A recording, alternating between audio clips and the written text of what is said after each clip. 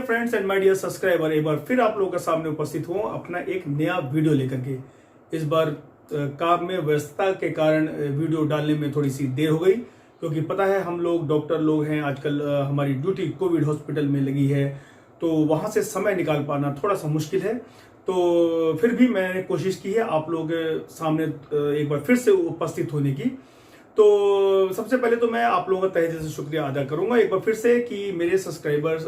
बढ़ रहे हैं। पर मैं चाहूंगा कि जो लोग भी मेरे वीडियो देखते हैं तो प्लीज करके जो सब्सक्राइब वाला लाल बटन है उसको जरूर उसको दबा दिया करें। इससे मेरी हौसला अफजाई होगी और मैं और कई सारे वीडियो लेकर के आप लोगों के लिए आता रहूंगा। इस वीडियो में मैं एक बहुत ही जनरल सी और बहुत ही आम सी बीमारी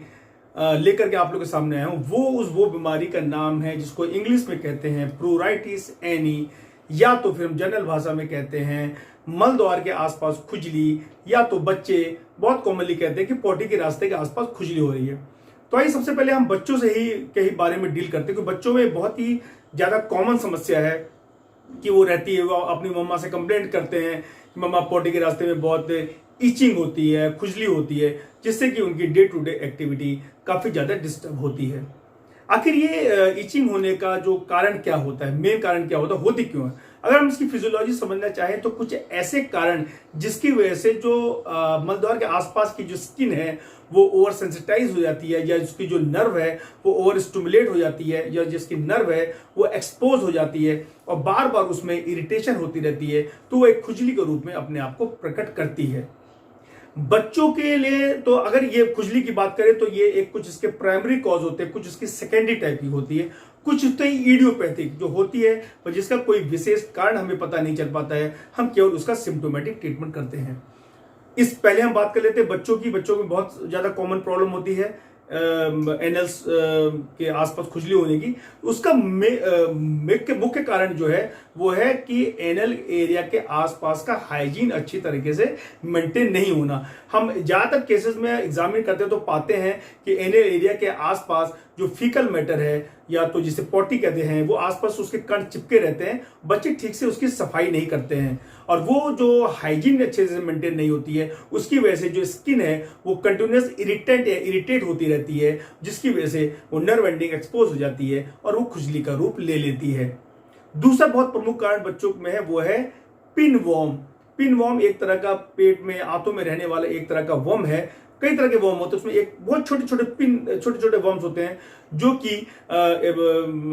अपने जो एग्स होते हैं वो उसी एरिया के आसपास वो एग देते हैं और मेनली रात के टाइम पर वो एक्टिव हो जाते हैं, और जिससे कि मल द्वार के आसपास रात के टाइम में बहुत ज्यादा खुजली होती है और बच्चे भी उससे बहुत ज्यादा परेशान हो जाते हैं और काफी समय में बच्चे सो भी नहीं पाते हैं।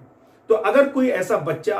अपनी माँ के पास ही कंप्लेंट लेकर आता है, सबसे पहले तो ये देखिए कि बच्चे ने एनल हाइजीन प्रॉपर मेंटेन की हुई है कि नहीं। मदर खुद बच्चे को असिस्ट कर सकती है, हेल्प कर सकती हैं, उसकी जो जब उसको नहला सकती हैं और नहलाते टाइम पर ये केयर करें कि वो अच्छी तरीके से एनल हाइजीन मेंटेन हो। कुछ लोग क्या करते हैं, कुछ इरिटेंट सोप्स होते हैं, उनका इस्तेमाल एनल एरिया में भी करते हैं, या तो शैम्पू होता है वो करते हैं क्योंकि एनल एरिया के आसपास पहुंच जाता है, वो भी उस तरह के बहुत ज्यादा इरिटेंट होते हैं। तो आप ये भी जानने की कोशिश कर सकते हैं कि आपने कोई नया तरह का सोप लिया है या नया तरह का शैम्पू लिया है जिसको लेने के बाद बच्चा इस तरह की कंप्लेंट कर रहा है। अगर ऐसा है तो आप उसको तत्काल आप उसको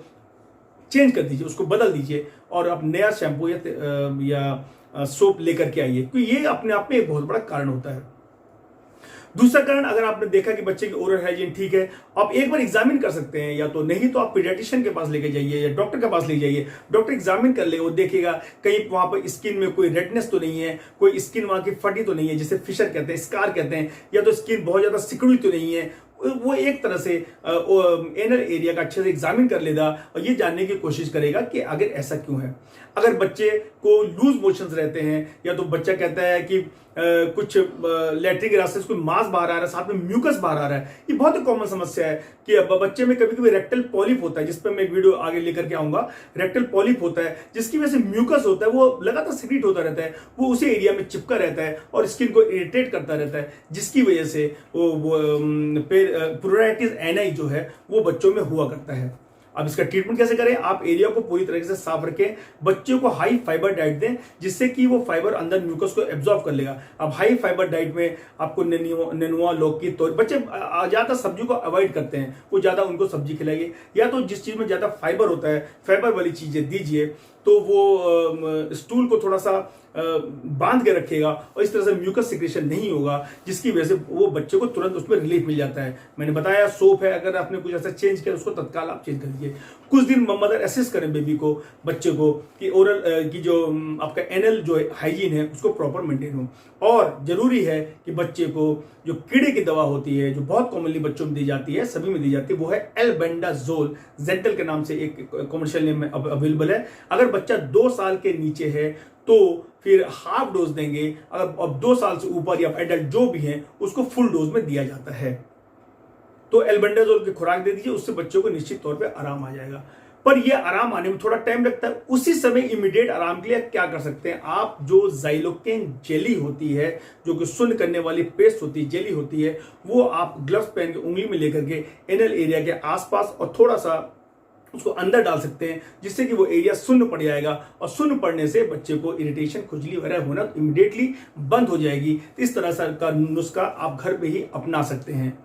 बाकी अगर म्यूकस सिक्रेट होता है तो कोई कॉटन बॉल लेकर के उसको एनल एरिया के आसपास रख करके बच्चे को उसको ऊपर अंडरवियर पहना सकते, जैसे कि वो वहां पर है और जो सारी गंदगी को एब्जॉर्ब करता रहे, तो इससे भी काफी हद तक पाते हैं कि हम उसमें निजात मिल जाता है। यही समस्या बड़ों में ही भी होती है, जिसमें कारण जो मैंने बताया वो होता है ओरल एनल हाइजीन अगर प्रॉपर मेंटेन नहीं है। काफी लोग बहुत जल्दी में रहते हैं और ठीक से एनल एरिया को साफ नहीं करते हैं, तो जिसकी वजह से भी ये एरिया दिक्कत हो जाती है। या तो जिनका म्यूकस सिक्रीशन है, जिनको लूज मोशन लगा रहता है, उनमें भी ये समस्या बहुत कॉमनली पाई जाती है। ये जो प्रोराइटिस एनी है, इसका बहुत साधारण सा कारण भी हो सकता है और बहुत गंभीर रोग भी ये की भी प्रेजेंटेशन हो सकती है। कुछ स्किन डिजीज है, सिबोरिक डर्मेटाइटिस है, लेकन प्लेनस है, इस तरह से और कई सारी स्किन डिजीज है जिसकी वजह से भी ये प्रोराइटिस एनी, अगर आपको प्रोराइटिस एनी बहुत लंबे समय से चल रहा हो तो ये भी जरूरी है कि आप किसी एक स्किन स्पेशलिस्ट को दिखा लीजिए, वो भी अपनी तरफ से देखना चाहेगा इस तरह के कोई स्किन के रोग तो नहीं है जिसकी वजह से ये प्रोराइटिस एनी हो रही है। अब जो एनल रीजन के अंदर कांडो, कभी जो हेमोराइड्स हो गए, अल्सरेटिव कोलाइटिस हो गया, क्रॉन्स डिजीज हो गया, इस तरह की जो बीमारियां हैं, अंदर के आंतों की बीमारी है, उसकी वजह से भी प्रोराइटिस एनी हो सकती है। या तो एनल रीजन के आसपास स्किन का अगर कोई शुरुआती दौर पर कोई कैंसर हो, पेजर डिजीज, बोन्स डिजीज हो, कोई कैंसर है, प्री कैंसरस रीजन हो, उसकी वजह से भी प्रोराइटिस एनी हो सकती है। या तो अंदर का अगर कोई कैंसर हो, उसकी वजह से भी प्रोराइटिस एनी हो सकती है। अगर काफी लंबे समय तक प्रोराइटिस एनी चल रही है तो प्लीज इसको आप इग्नोर मत कीजिए, आप तत्काल डॉक्टर को देखिए। डॉक्टर आपका स्वाब ले सकता है उस रीजन से, आपका स्टूल एग्जामिनेशन कर सकता है, आपकी क्लोनोस्कोपी कर सकता है और एक निश्चित डायग्नोसिस पे पहुंचने की कोशिश कर सकता है आखिर ऐसा हुआ क्यों है। पर बड़ों को भी चाहिए कि आप 6-6 महीने पे डीवर्मिंग जरूर, पूरी फैमिली को एक साथ एक ही दिन में डीवर्मिंग जरूर करनी चाहिए, जिससे कि जेंटल 400 mg 2 साल के बच्चों से ऊपर फुल डोज और 2 साल के बच्चे के नीचे हाफ डोज में पूरी फैमिली को आप 6-6 महीने में कम से कम आप इसको डोज दे दीजिए। और कि आप इनर रीजन को प्रॉपरली क्लीन कीजिए, साफ कीजिए। और अब क्या कुछ ऐसी क्रीम्स होती है जैसे लैक्टोकैलेमाइन है, ऐसी क्रीम या ऑइंटमेंट जिसमें कि जिंक सल्फेट होता है, जिंक ऑक्साइड होता है, उसको भी आसपास लगा देने से वो उस एरिया को थोड़ा सा ड्राई रखता है, जिसकी वजह से ये खुजली नहीं होती है। कभी कभी ये खुजली बहुत ही गंभीर बहुत हो जाती है, हर ऑफिस में आपका मन नहीं लगता, कहीं मन नहीं, हमेशा खुजली हुआ करती है। वैसे स्थिति में हम लो डोज में स्टेरॉइड जो 1% हाइड्रोकॉर्टिजोन की जो ट्यूब आती हैं उसका हम इस्तेमाल कर सकते हैं, उससे भी बहुत जल्दी आपको रिलीफ मिल सकता है। पर ख्याल रखिए ये ट्यूब का इस्तेमाल बहुत लंबे समय तक नहीं करना चाहिए, क्योंकि इसका फिर अपने में एक दुष्परिणाम भी होता है। पर इमीडिएट रिलीफ करने के लिए ये बहुत अच्छा एक सॉल्यूशन है, एक ट्यूब है जो कि आप उसको लगा सकते हैं। कुछ डॉक्टर उस एरिया में, स्किन वाले एरिया में इंजेक्शन फिनॉल इन आमंड करके आता है, उसको इंजेक्ट करते हैं। और एक बहुत ज्यादा कारगर इंजेक्शन है, वो है इंजेक्शन मिथाइलिन ब्लू को ज़ाइलोकेन में मिक्स करके हम उसको आसपास की स्किन में अगर इंजेक्ट करते हैं तो मिथाइलिन ब्लू क्या करता है, जो नर्व एक्सपोज रहती है उसको वो डेड कर देती है और फिर वो ईचिंग जो है वो होना पूरी तरीके से बंद हो जाती है। और आप अपने घर में ही अगर आपको लगता है कि बहुत ज़्यादा लूज मोशन लगे तो लूज मोशन का आप केयर कीजिए, क्योंकि कभी कभी होता है जब हम घर में नहीं होते हैं, बाहर होते हैं और पेट में मरोड़ होती है, थोड़ी गैस पास होती है, गैस पास होने के साथ साथ थोड़ा स्टूल बाहर निकल जाता है, वो स्टूल जो होता है वो आसपास एरिया में फिर वो चिपका रहता है और चिपके होने की वजह से उसमें इरिटेशन और इसी तरह से ईचिंग की होती रहती है। तो आपको चाहिए कि आप जो अगर लूज मोशन बहुत ज़्यादा आपको लग रहे हैं तो आप हाई फाइबर डाइट ले सकते हैं, या तो फिर डॉक्टर की प्रिस्क्रिप्शन से इमोडियम या लोमोटिल टाइप की जो गोलियां हैं जो कि लूज मोशन को रोक देती हैं, उस तरह की लोमोटिल, लोमोफेन। पर ये जो दवा मैं बता रहा हूँ अपने ये ज़्यादातर कंट्रीज में ये दवा बैन है, तो डॉक्टर अपने देख रेख में इसको अपने प्रिस्क्रिप्शन में, डॉक्टर प्रिस्क्रिप्शन के बिना आप ये दवा को ना लें। बाकी आप अच्छे से एरिया को क्लीन रखें, अगर हेयर्स है तो हेयर्स को प्रॉपर क्लिपिंग करें, हेयर्स को आप क्लीन कर दें, उस एरिया में साफ करके रखें उस एरिया को। जितनी आप हाइजीन, एनल हाइजीन को अच्छा सा मेंटेन करके रखेंगे उतनी ही स्पीड से आपको प्रोराइटिस एनी आपको ज्यादा से ज्यादा रिलीफ मिल जाएगा। या एंटी हेलमिंथिक्स बाद में एल्बेंडाजोल बनाए, इसके अलावा हम मेबेंडाजोल या मेबेक्स 100 mg दिन में 2 बार 3 दिन तक लगातार हम उसको दे सकते हैं। कुछ केसेस में हम पाते हैं कि उस एरिया में फंगल इन्फेक्शन हो जाता है। फंगल इन्फेक्शन होगा तो बहुत ज्यादा चिपचिपा और वाइटिस से डिस्चार्ज आना आपको उस एरिया में आपको लगा रहेगा, अजीब सी एक स्मेल सी आती रहती है। तो एरिया को साफ कीजिए और जो एंटी फंगल जो कैंडिड नाम के जो पाउडर होते हैं या तो एंटी फंगल ऑइंटमेंट होती है वो उस एरिया में लगा सकते हैं। तो कुछ तो बेसिक चीजें जो कि हम अपने घर में कर सकते हैं, पर अगर आपको ईचिंग बहुत ज्यादा डिस्टर्ब कर रही है, बहुत लंबे समय तक चल रही है, तो अपना समय बर्बाद मत कीजिए। आप किसी सर्जन या स्किन डॉक्टर किसी से भी मिल लीजिए और उसको वो प्रॉपर डायग्नोसिस बना लीजिए, अगर ये आखिर ऐसा हो क्यों रही है। अगर साधारण कारण की वजह से है तो उसका साधारण से इलाज से आपका ठीक हो जाएगा, पर कभी कभी हम उसके पीछे एक जो गंभीर कारण है उसको मिस कर जाते हैं, तो वो फिर बाद में आपको काफी ज्यादा समस्या दे सकती है। तो ये जरूरी है कि आप अच्छे से एग्जामिन करा लें।